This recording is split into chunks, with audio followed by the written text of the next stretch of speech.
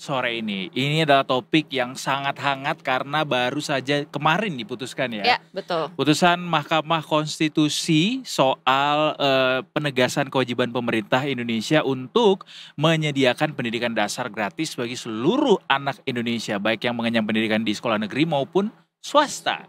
Nah, kita pengen ngobrol-ngobrol soal ini seperti apa sebenarnya potensi dari aturan atau ketetapan baru yang diputuskan oleh MK ini. Kita akan ngobrol bareng sama pengamat pendidikan sekaligus founder dari sekolahku, ada Kak Ina Lim yang bergabung sama Detik Sore ini lewat line Zoom.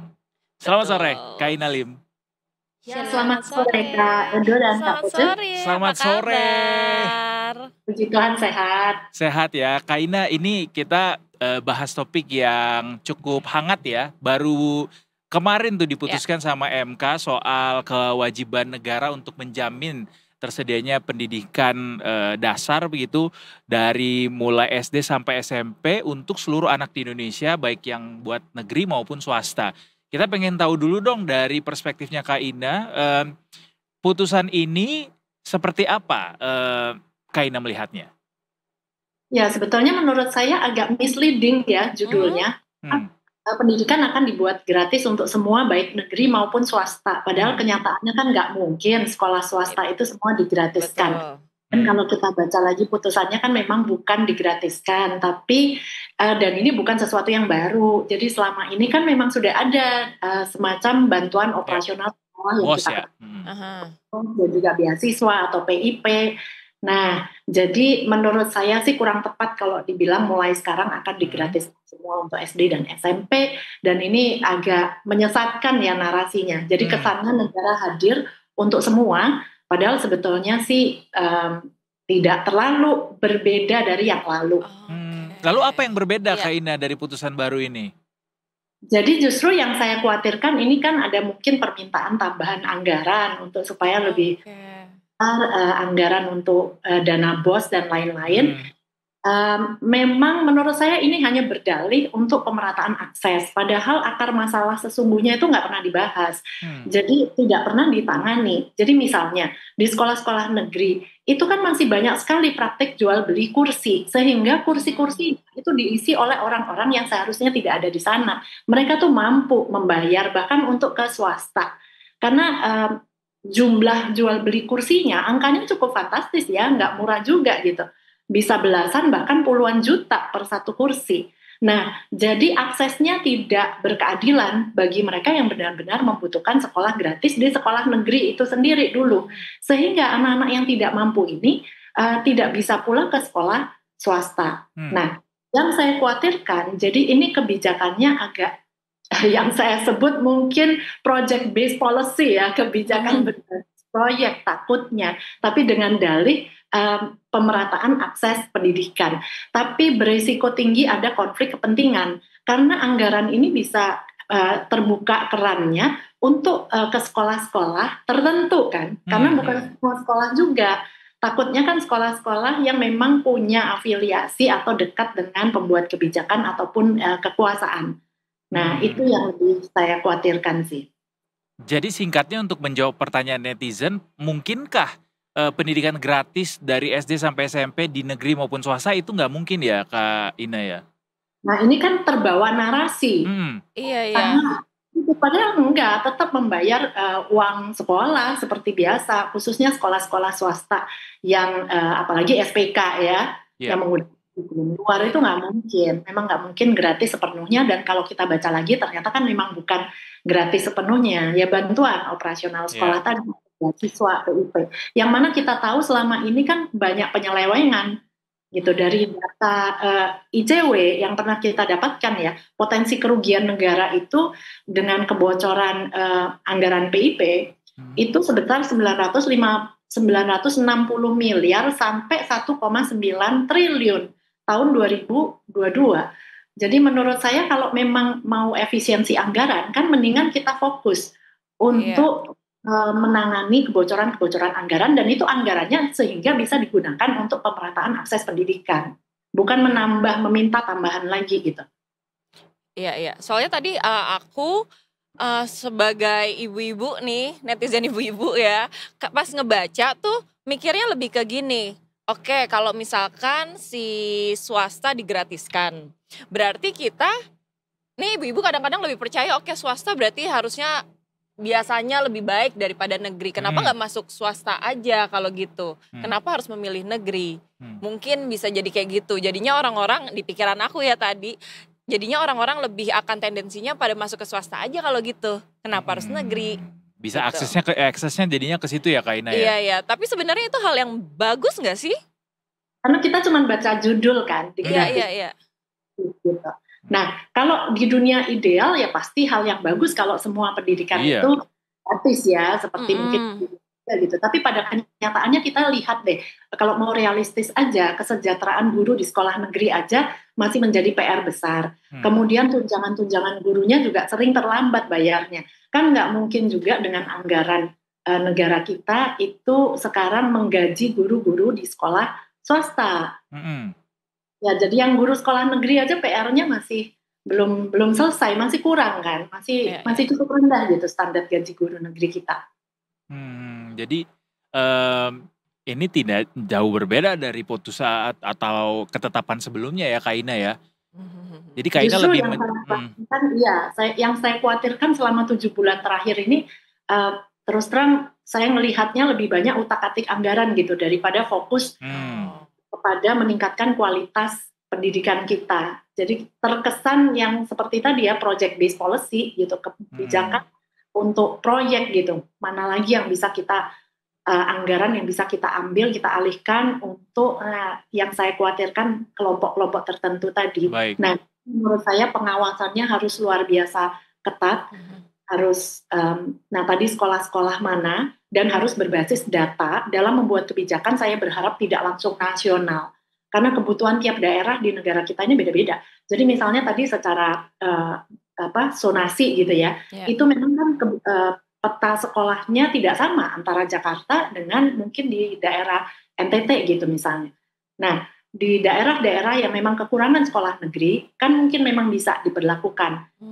Dialihkan ke sekolah swasta karena aksesnya tidak merata. Tapi harus sangat ketat pengawasannya karena melihat dari sejarah kita selama ini, kebocoran anggaran dana BOS dan PIP yang masih belum ada penanganan yang menurut saya cukup tegas sehingga memberikan efek jerak. Yang ada hanya disuruh mengembalikan yang sudah diambil. Tapi orang-orang yang sudah mengambilnya masih di situ. Baik. Kak Ina, artinya selama ini tuh ini sebenarnya sudah terimplementasikan gitu ya, bagaimana swasta, orang yang sekolah di swasta juga bisa gratis bersekolah dengan bantuan dana BOS atau mungkin beasiswa segala macam gitu. Cuma memang hanya berubah terminologi atau diksi mungkin ya, memperbaiki catatan sebelumnya begitu ya. Lantas kalau dari catatan Kak Ina sendiri melihat bagaimana aturan atau penyaluran atau implementasi aliran dana BOS selama ini, apakah sudah ada sudah punya implementasi yang baik atau ada pembenahan seperti apa dari catatan Kak Ina untuk ke depannya? Ya sebetulnya selama ini kan kita berusaha gitu ya, yang tadinya mungkin aliran dananya lebih banyak diserahkan ke kepala daerah. Kemudian setelah itu karena terjadi banyak kebocoran, kemudian dialihkan langsung ke kepala sekolah. Tapi hanya memindahkan kekuasaan gitu ya. Ternyata sekarang banyak bermunculan penyelewengan anggaran oleh oknum kepala sekolah, tapi juga melibatkan mungkin sempat juga anggota DPR juga. Jadi ya ini yang menurut saya tadi sebetulnya kebijakan ini menurut saya tidak menangani akar masalah yang sesungguhnya. Karena orang udah keburu teralihkan dengan gratis tadi ya. Jadi kayak orang-orang mungkin nggak tahu bahwa selama ini juga memang bisa kok gratis SD SMP gitu dengan bantuan operasional sekolah yang disediakan sama pemerintah juga. Lumayan clickbait ya. Tapi aku penasaran dari tadi disebut akar masalahnya. Sebenarnya akar masalahnya yang sebenarnya harus kita lebih perhatikan tuh apa sih Kak? Korupsi. Jadi korupsi di dunia pendidikan. Apalagi pemerintah sekarang kan mau efisiensi anggaran. Jadi kalau mau efisien, nggak perlu terlalu banyak program, Jadi cukup tadi kita tangani kebocoran anggaran di dunia pendidikan, yang mana anggarannya kan luar biasa besar, kebocorannya juga luar biasa besar. Data dari KPK juga sudah bermunculan gitu ya. Katakanlah ada 12% sekolah yang sudah terbukti menyalahgunakan dana BOS gitu. ICW tadi juga sudah ada angkanya, fantastis juga bunyinya triliun. Sehingga kalau itu bisa ditangani, kita sudah mendapatkan anggaran loh sebetulnya untuk memaksimalkan kualitas pendidikan kita tanpa perlu meminta menambah anggaran lagi, karena anggaran pendidikan kita ini akan dinaikkan lagi kan. Jadinya 22% ya terakhir bilangnya menjadi 160-an triliun. Jadi ini anggaran pendidikan terbesar dalam sejarah. Ya. Bahkan kalau dilihat dari sisi alokasi belanja negaranya, negara kita tuh termasuk yang cukup besar mengalokasikan APBN untuk belanja pendidikan ya Kak Ina. Tapi dari catatan Kak Ina, apakah sudah terrefleksi dengan baik anggaran yang sedemikian jumbo tersebut? Belum, karena kan kita harus lihat antara kenaikan anggaran selama puluhan tahun dengan kualitas pendidikan ikut naik atau enggak. Nah ini yang jalan sejalan. Kalau kita lihat data literasi kita selama 20 tahun itu enggak naik-naik, tetap berjalan di tempat. Bahkan sempat ada penurunan gitu ya tahun 2018 literasi kita. Jadi ini dia yang menurut saya sebetulnya yang terpenting, nggak perlu terlalu heboh menambah anggaran, tapi dengan anggaran yang sama bisa kok menurut saya diefisienkan asalkan kita niat untuk pengawasan dan penindakannya bagaimana. Iya betul. Oke.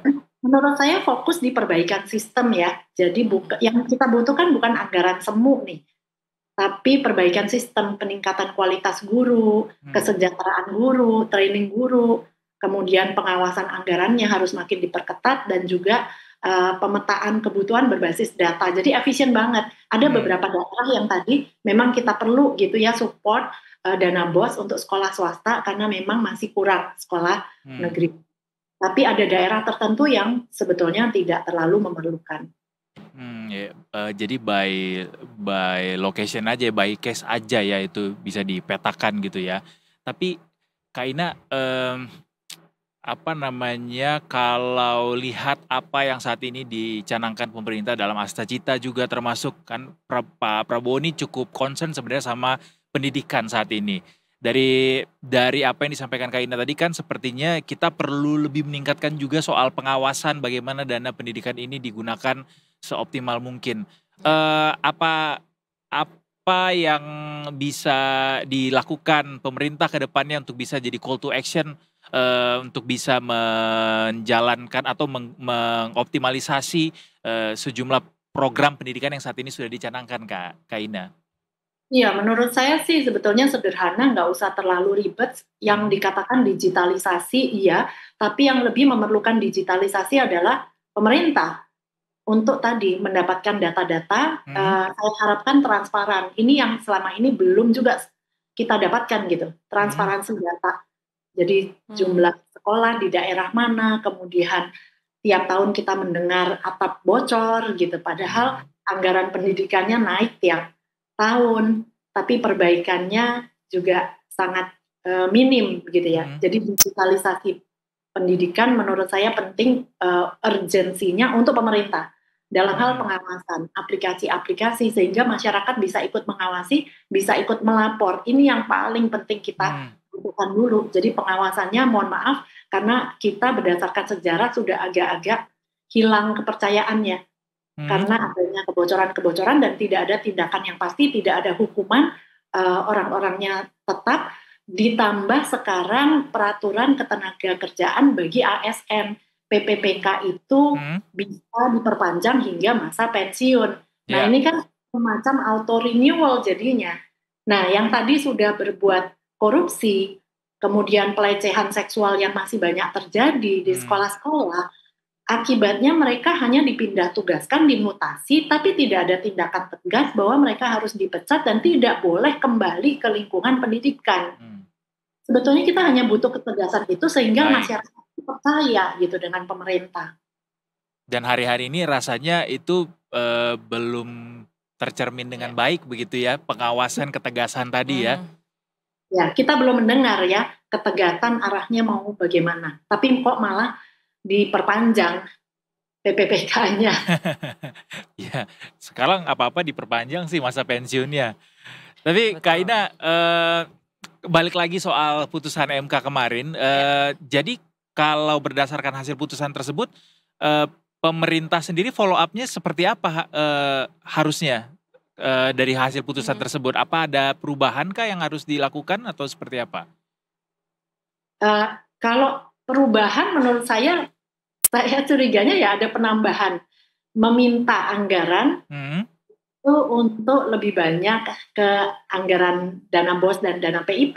Itu yang sempat dibahas juga beberapa waktu yang lalu waktu ada rapat tertutup kan.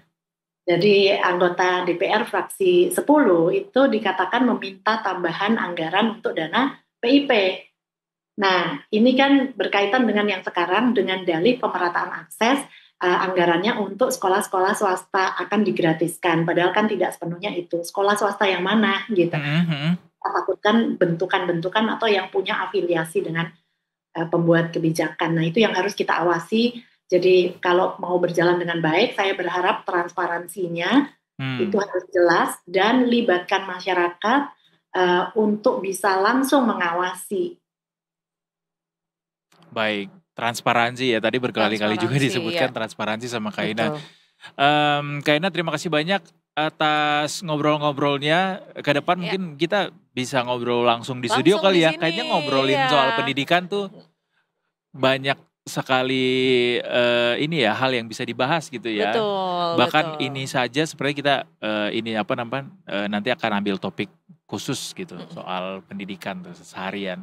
Oh ya, satu lagi Kak Ina, mungkin sebelum kita berpisah, kalau putusan ini jadi tidak ada bedanya dengan putusan sebelumnya, itu dari interpretasinya Kak Ina begitu ya? Menurut saya iya, bedanya hanya ada tambahan, meminta tambahan anggaran itu tadi diberikan ke sekolah swasta, karena selama ini sekolah swasta juga menerima kok dana BOS. Ya, karena kalau soal kewajiban menyekolahkan atau menyekolahkan anak seluruh masyarakat Indonesia dari SD sampai SMP untuk gratis itu memang sudah ada sebelumnya kewajiban tersebut di dalam konstitusi. Betul. Memang perubahannya sekarang kan ditambah PAUD ya, 1 tahun. 11 tahun itu perubahannya. Dan itu memang kan wajib negara hadir untuk memberikan pendidikan gratis, dan harusnya dengan sekolah negeri itu sudah, tapi memang implementasinya selama puluhan tahun belum berhasil merata, tapi kan kuncinya di korupsi, kenapa belum merata kan begitu. Harusnya berbasis data, daerah mana yang masih kurang sekolahnya, itu yang harus difokuskan untuk dibangun. Tapi pada saat mau membangun, kalau dananya bocor lagi ya tetap tidak terbangun.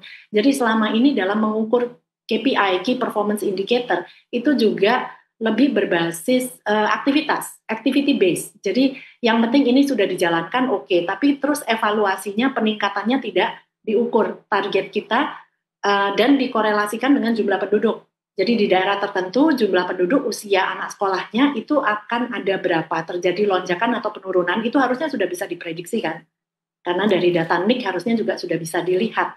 Dan itu petanya semuanya harus bisa transparan, kita semua bisa cek dan evaluasi harusnya ya. Selama ini itu belum bisa diakses ya Kak Ina ya? Sebetulnya kan mulai dilakukan raport pendidikan begitu ya. Memang raport pendidikan pun hanya bisa diakses oleh masing-masing sekolah. Kemudian ada Dapodik, beberapa bisa kita akses, tapi tadi yang saya amati ternyata evaluasinya itu hanya activity based. Yang penting anggaran ini sudah dipakai ini. Tapi evaluasi kinerjanya nggak ada, KPI-nya nggak ada. Jadi ukuran keberhasilannya itu apa? Berapa? Meningkat atau enggak? Dari jumlah sekian sudah berapa? Kemudian dari atap yang bocor, berapa yang sudah diperbaiki? Toilet misalnya anggaran berapa? Ternyata dalam implementasinya anggaran 10 toilet yang jadi hanya 2 toilet. Nah itu kan pengawasannya. Data itu tidak bisa ditemukan? Ya, kalau di atas kertas mungkin laporan ya bisa aja dibuat, tapi harus ada yang ngecek dengan di lapangan. Nah, itu kan seringkali tidak sesuai. sesuai. Tapi kalau misalkan ngomongin sektor pendidikan, kita kan juga punya sekolah rakyat ya, itu berarti bentuk kehadiran negara dong untuk sektor pendidikan ini, ya Kak ya? Nah, itu yang juga saya baca, ada tarik-menarik anggaran, karena itu kan anggarannya jatuhnya di Kementerian Sosial. Kemudian sekolah Garuda anggarannya jatuhnya di Kemendikti Saintek. Jadi saat ini kan terjadi, saya pengamat aja dari luar, sepertinya terjadi perebutan anggaran, sementara dari Kemendikdasmen berharap bahwa yang 20% anggaran pendidikan itu juga tidak disebarkan ke kementerian lain, kan ada statement seperti itu. Baik. Yang namanya anggaran besar pasti akan ada banyak tarik menarik di situ ya, makanya butuh juga ketegasan, pengawasan yang presisi begitu, yang ketat supaya benar-benar anggaran besar ini bisa digunakan seoptimal mungkin demi kemaslahatan bangsa dan juga masyarakat banyak. Terima kasih banyak sekali lagi Kak Ina Lim atas kehadirannya di Detik Sore. Kita berjumpa di lain kesempatan ya. Selamat sore. Selamat sore sehat Kak. selalu. Sehat selalu.